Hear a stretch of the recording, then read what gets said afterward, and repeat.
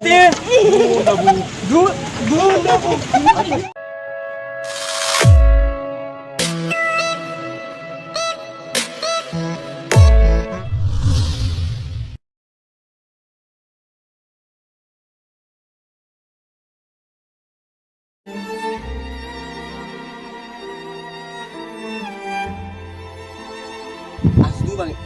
ke tempat baru.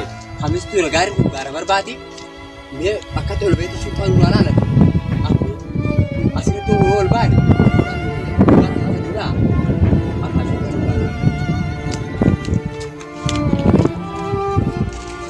Tadi kita.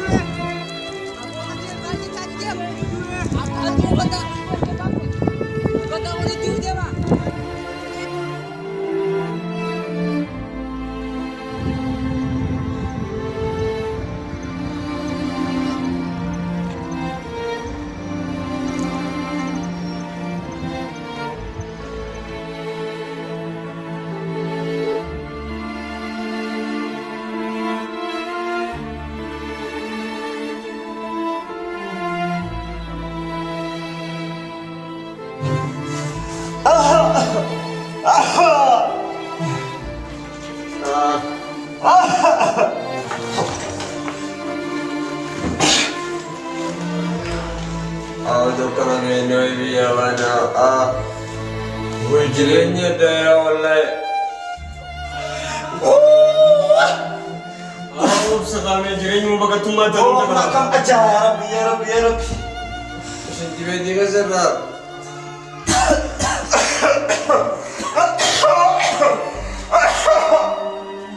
Apa itu lagi ini siaran dulu Arso? Arsemen Ram. Lugu terlihat kalau jalan. Wah dia akan aja. Ambasi itu pede nubuang kau bisa kalian tahu. Ambasi Rabbi sadar bu ambasi itu tiap hari ambasi ni serati. Dunia ambasi nusul jirati nu akan nanti mana dah orang setu dorbe motumman senuti callisa. Motumman isirah bulaman kor. Nanti yang kun jirenya kayaknya jirene. Biar abane kerma tu koti. Biar itu cungkur famne jirat tu tamne. Biar makai setu akan tane. Look gati look kutil look kulen. Look kulen gati dah gati. Gati gati nu temu look puntenya gati look kutil siapa mu damne. Fakin lu tu sekarang tidak damne fakin party TV ni jirenya kayaknya rupa mati kayaknya jirene biar apa kan dia asli setu. Sorry tane afne. Fakin apa ketemu. Ayah kajolle tanya sekali satu mana ida anak saya takkan dararam jera umman kenya fi motumman biya tanati fi motumman biya tanya lewan nukwan kamnef ana matala maske sawanin turef bilbil hiya hunil ni jera bilbil hiya kanan sagale warabni akka wala qara online ati fi qara dadadin ummata kenya biran urakabe sagale nuftan bilbil mo hiya kanan me hoda waraba sagale nuwa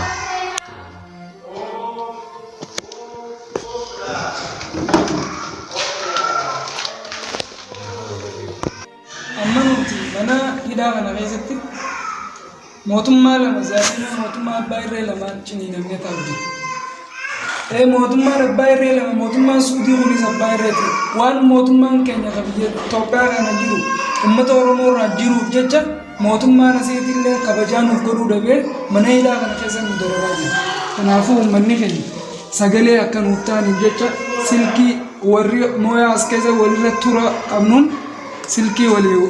Akkasitti namni amata lama as keessa ture silkii argachuu qabaachuu ni danda'an ta'eef silkii tanan isin poost goonee jechuudha. Onlaayinii irratti bifa onlaayinii irratti dabarsuu dandeenya jechuudha. Kanaafuu nuti uummanni keenya sagalee akka nuuf ta'an dhaamsa qabna. Kanaafuu uummanni keenya sagalee nu ta'a. Yaada keenya kun.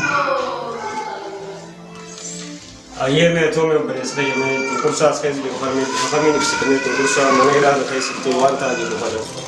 Cunqursaan as keessa nu ta'aa jiru kun waan baay'eedha. Nama dila kanaan as keessa mana xiqqaa kana keessatti akka waliin nu naqanii biyya oowwa kana keessatti nama dila kana as keessatti akka waliin qabanii akka shummoon nu gataa jiran kan nu biraa duudhu bakka akkana rakkachuu jirulleen baay'eedha. Bakka daabboo takkaan akkan duune kan jiraanne nu godhu jiran as keessatti bakka kanaaf uummanni keenya sagalee nuu ta'ee bakka akka nuti as keessaa baanu nu gargaaru qabu. Silaafuu isaan haa teessiftii miti. Meeqa kanarraa teessee qamaatu qabu. Eetumaan meeqabu dulloottan saayibboottan isaanii san akkasitti meeqa fadhee hafuura dhaga'a. Meeqootiin akkasitti waan teessiftu.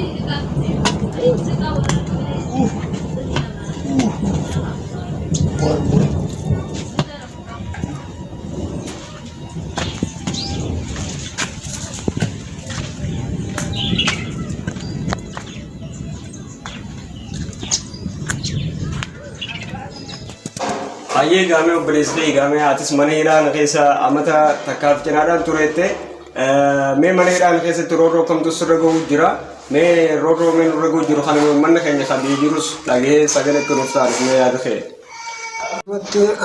Mana hidhaa kana keessatti hidhaan kun naaf xixiqqii Itoophiyaa wajjin xixiqqii dadhabee xixiqqii keessaa hin baatee alagaa dhaqee akkasumatti alagaa dhaqee mana dhukkuba hamaa keessa miidhanii kun lafa isiitis ni galtanii akkana mana sagaraa ajooltuu keessatti akkasitti dhukkubaan saaxilamee jira amma saleefoo akka uummanni keenya ka biyya alaa keessa jiruu fi ka biyya keessa jiruus sagalee akka nuu kanneen akka furmaata argannu sanumaan barbaada an akkumaan itti biyya akka fayyadamu jechi deebi'ee akkumaan cinqumatii gafee deemu saniin gama rabbiitiin eegi rabbiitii gargaarsa isin sagalee nu ta'an isinitti barbaada biyya keessa.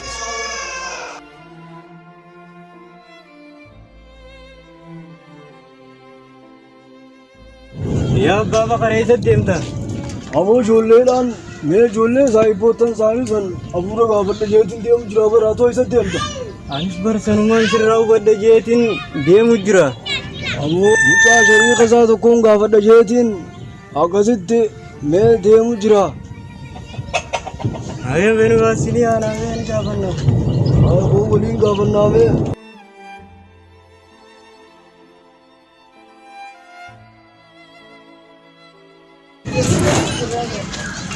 Ya abba, nama jirto? Nama jirra alhamdulillah. Nagee qabdani? Nagee fayyaadha. Nagee ijoollee waa dhageesse? Abbo ijoollee numaan argee Facebook irratti. Facebook irratti argee mucaan keessan ifaan yaaboon hidhame jaanii bar arkeetiiti. Facebook irratti argee akkati yaaboo jabaa daawwamaatii fi bakka guyyaa jira galaa mana tattaa'umaa du'aama godhaasi. Ilma muummee kanoo dhageesse? Muummee ijoollee xixiqqoo saniimi. Kaasanii amumme. Sen yaabba yaaboo galaa karatti hafee jaanii wadduu. Maartee. Duundabu. Abbo qab.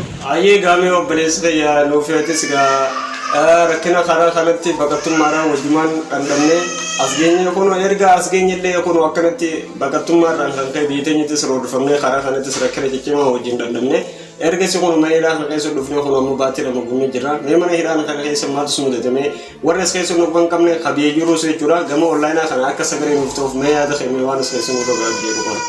Ani asirratti yaadni hin qabu.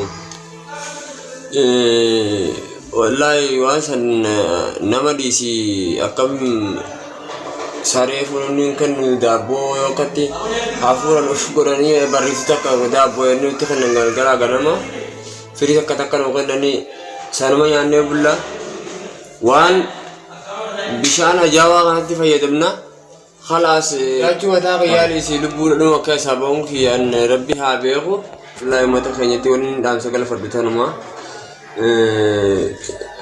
waa hundaaf waati rabbiin akka isaan waa baasu walumaa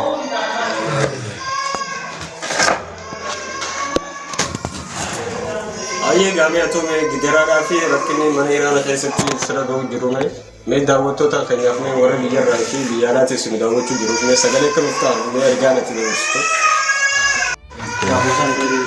Ayyee obboleessi kiyya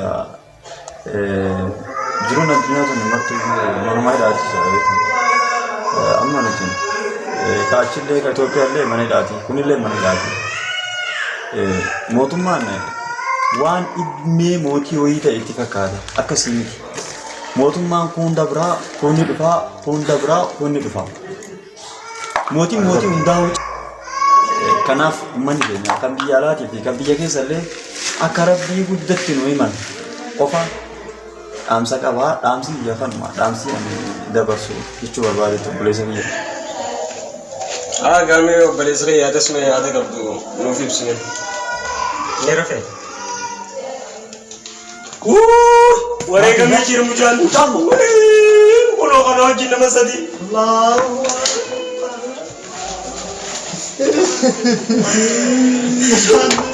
Du'ee jira mucaan.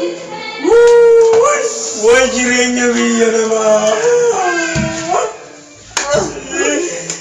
Way jireenya biyya ormaa.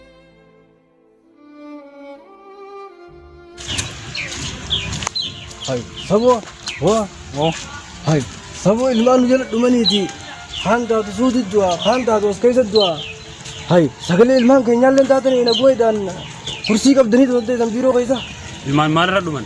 Hoo ilmaan rakkinuma biyya keessaatu oofeeka akkasitti gaafunu ilma ijoollee meeqa akka dhumu jiran hoo jalaa isin wanni kursii keessa nu tatteessanii maali moo?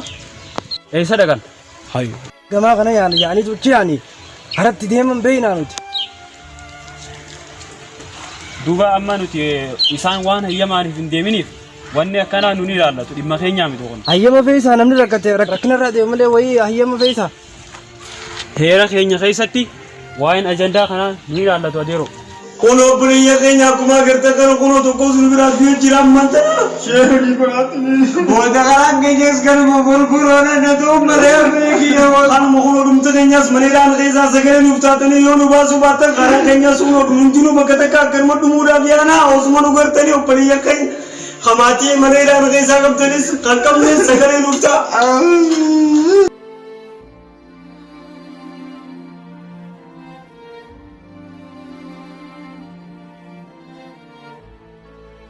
السلام عليكم وعليكم السلام يا أبو أنا اليوم هي عماس اليوم عماس اليوم يا أبو يا أبو دوي